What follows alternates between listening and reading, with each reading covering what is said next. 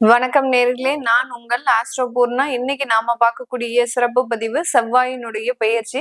செவ்வாய் பகவான் உச்சம் பெற்று இருக்கிறார் மகர ராசியில. இவர் 23ஆம் தேதி பிப்ரவரி மாதம் கும்ப ராசிக்கு பெயர்ச்சியாகி போறார்.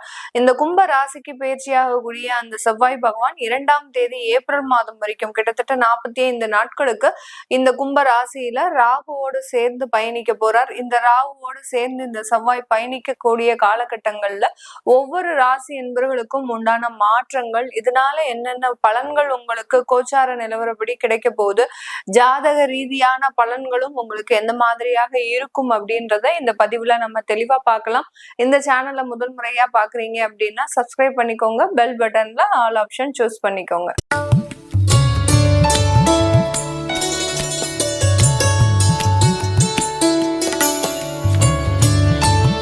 சிம்ம ராசி அன்பர்கள் அப்படின்னு எடுத்தாலே தலைமை பொறுப்பு அப்படின்றது அதிகப்படியாக இருக்கும். குடும்பத்துல அதிகப்படியான ஒரு சுமைகளை சுமப்பவர்களும் நம்ம சிம்ம ராசி என்பர்கள் தான். குடும்பமாக இருந்தாலும் சரி, தொழிலாக இருந்தாலும் சரி, ஒரு அலுவலகத்துல வேலை செய்யறவங்களாக இருந்தாலும் சரி, அந்த அலுவலகத்தினுடைய முழு பொறுப்புமே இவர்கள் கிட்டதான் இருக்கும். அதிகப்படியான ஆளுமை திறன் அப்படின்றது இந்த சிம்ம ராசி என்பர்களுக்கு இருக்கும். அதையும் ரொம்ப ஒரு பொறுப்போடையும் மிகவும் நேர்த்தியாகவும் திறமையாகவும் செய்து முடிப்பவர்கள் நம்ம சிம்ம ராசி என்பர்கள். ஆனா கிட்டத்தட்ட ஒரு 1.5 வருடம் 2 வருடங்களாக பாத்தீங்கன்னா ஒரே மனக்குழப்பம். இவர்களுக்கு இருக்கக்கூடிய பொறுப்புகள்னால நிறைய பாதிப்புகள் வந்துருச்சு. இதெல்லாமே எனக்கு தேவையா அப்படின்ற மாதிரியான ஒரு மனக்குழப்பத்துல இருக்கக்கூடிய ஒரு அமைப்புல இருக்கக்கூடியவர்கள் இந்த சிம்ம ராசி என்பர்கள். இந்த சிம்ம ராசி என்பர்களுக்கு இவர்களினுடைய 7ஆம் இடத்துல அந்த செவ்வாயினுடைய பெயர்ச்சி. 7ஆம் இடம் அப்படின்றது கலத்திரஸ்தானம், அடுத்து பார்ட்னர்ஷிப், அடுத்து கம்யூனிகேஷன், இந்த மாதிரியான ஒரு அமைப்புகளை கொடுக்கக்கூடிய ஒரு பாவகம் தான் 7ஆம் இடம். இந்த 7ஆம் இடத்துல இருக்கக்கூடிய செவ்வாய், ராகு அப்படின்ற கிரகங்கள் இவர்களுக்கு மிக அதிகப்படியாக ஒரு பார்ட்னர்ஷிப் சம்பந்தப்பட்ட தொழில்ல சின்ன ஒரு வருமான இழப்புகளை கொடுக்கும். நீங்க நம்பி ஏதாவது ஒரு முதலீடு பண்ணிருப்பீங்க, அந்த முதலீட்டுல சின்ன சின்ன ஏமாற்றங்கள் இருந்திருக்கும். அதுல இருந்தெல்லாம் கொஞ்சம் கொஞ்சமாக நீங்க ரிலீவ் ஆகக்கூடிய ஒரு தருணம். நீங்க அந்த பார்ட்னர்ஷிப் தொழில இருந்து விடுதலை பெற்று நீங்க தனியாக தொழில் அமைக்கக்கூடிய ஒரு ஸ்தானமாக தான் இந்த சிம்ம ராசி என்பர்களுக்கு இருக்க போது. வேலை ரீதியான நல்ல உயர் பதவிகள் அப்படின்றது கண்டிப்பாக கிடைக்கும். ஏன்னா செவ்வாய், ராகு அப்படின்ற கிரகங்கள் சேர்க்கை பெற்று இருக்கிறதுனால ஒரு கமாண்டிங் பொசிஷன், ஒரு உங்களுடைய ஆளுமை திறன் மேலும் அதிகமாகிறதுக்கு உண்டான ஒரு தருணம்.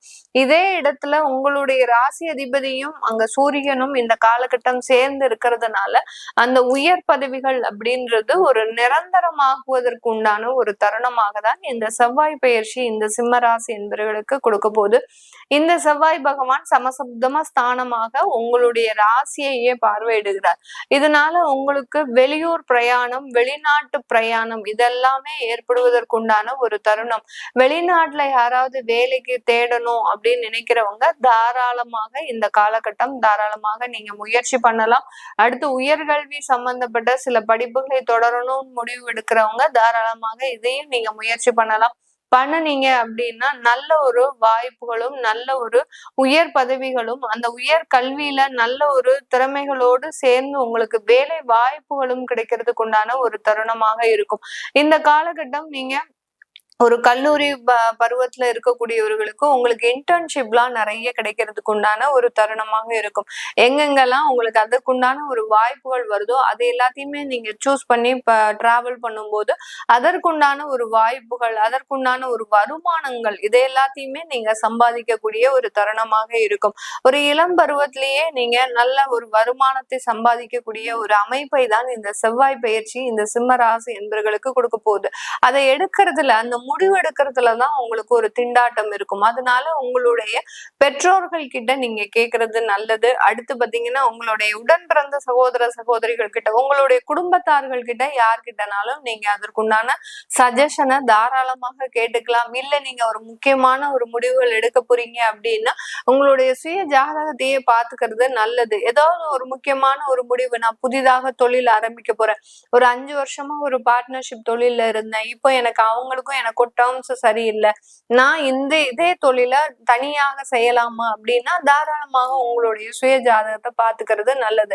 சுய ஜாதகம்னா என்ன? உங்களுடைய பிறந்த தேதி நேரத்துல உங்களுக்கு இருக்கக்கூடிய அம்சங்கள், ராசி அம்சங்கள் படி, உங்களுக்கு இருக்கக்கூடிய திசா புத்திகள் படி உங்களுக்கு என்ன நடக்க போகுது, என்ன நடந்திருக்குது, இப்ப என்ன செய்ய போறீங்க அப்படின்றதுதான் நம்ம கிளியரா ப்ரிடிக்ட் பண்ணி சொல்றதுதான் அந்த சுய ஜாதகத்தினுடைய பலன்கள். அதனால புதிதாக தொழில் செய்யணும்னு ஆசைப்படுறவங்க நீங்க சுய ஜாதகத்தை பாக்குறது நல்லது.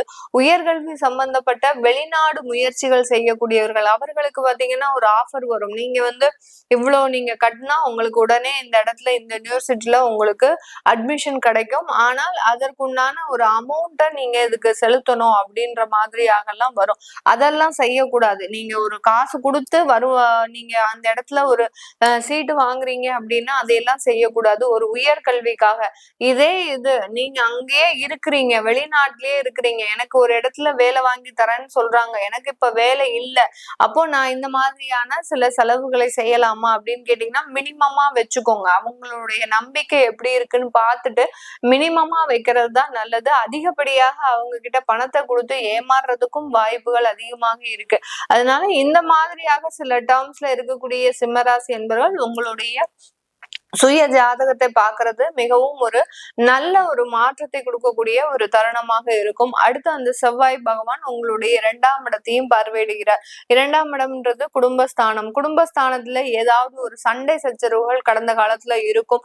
தேவையில்லாத உறவுகள்னால நீங்க 3வது நபர் தலையீட்டுனால கணவன் மனைவி பிரிவு, அடுத்து பாத்தீங்கன்னா மாமனார் மாமியார் தொந்தரவுகள்னால சில இடத்துல அந்த கணவனுக்கும் மனைவிக்கும் இருக்கக்கூடிய நெருக்கங்கள் பிரிக்கப்பட்டிருக்கும். இந்த மாதிரியாகலாம் இருக்கக்கூடிய இடத்துல இந்த செவ்வாயினுடைய பெயர்ச்சி முக்கியமான ஒரு திருப்பத்தை கொடுக்கக்கூடிய ஒரு தருணமாக இருக்கும். நிறைய சிம்மராசி அன்பர்கள் பாத்தீங்கன்னா அந்த கணவன் மனைவி பந்தத்துல இருந்து பிரியணும் அப்படின்ற மாதிரியான ஒரு முடிவை எடுத்திருப்பாங்க. கடந்த காலத்துல அந்த உச்சம் பெற்ற செவ்வாய் பகவான் இந்த மாதிரியான முடிவுகளை எடுக்கிறதுக்கு உண்டான ஒரு தருணமாக இருக்கும். இந்த காலகட்டம் அதையெல்லாம் செய்யறதுக்கு உறுதுணையாக இருக்குமா இந்த செவ்வாய் பெயர்ச்சி அப்படின்னு கேட்டீங்கன்னா கண்டிப்பாக இருக்காது. இதுல நீங்க 2 பேரும், அதாவது கணவன் மனைவி 2 பேரும் மீண்டும் சேருவதற்குண்டான ஒரு அமைப்புகள் தான் இருக்கு. தேவையில்லாத வழக்குகள்னால நீங்க அவமானப்படக்கூடிய ஒரு தருணம். குடும்பத்துல இருக்கக்கூடிய நபர்கள் உங்களுக்கு எதிராக வழக்குகள் போடுறது, அடுத்து பாத்தீங்கன்னா கடன் தொந்தரவுகள்னால வழக்குகளை சந்திக்கிறது, இது எல்லாமே இந்த சிம்மராசி என்பர்கள் இந்த காலகட்டம் சந்திக்கக்கூடிய ஒரு அமைப்பாக இருக்கு. இது எல்லாமே நம்ம கோச்சார நிலவரப்படி பலன்களை கணிச்சு சொல்லியிருக்கிறோம். உங்களுடைய சுய ஜாதக திசாபுத்தி பலன்களை பார்க்கணும் விருப்பப்படுறவங்க கீழே இருக்கிற நம்பருக்கு வாட்ஸ்அப்ல அப்பாயின்மெண்ட் வாங்கிட்டு நீங்க கன்சல்ட் பண்ணிக்கலாம்.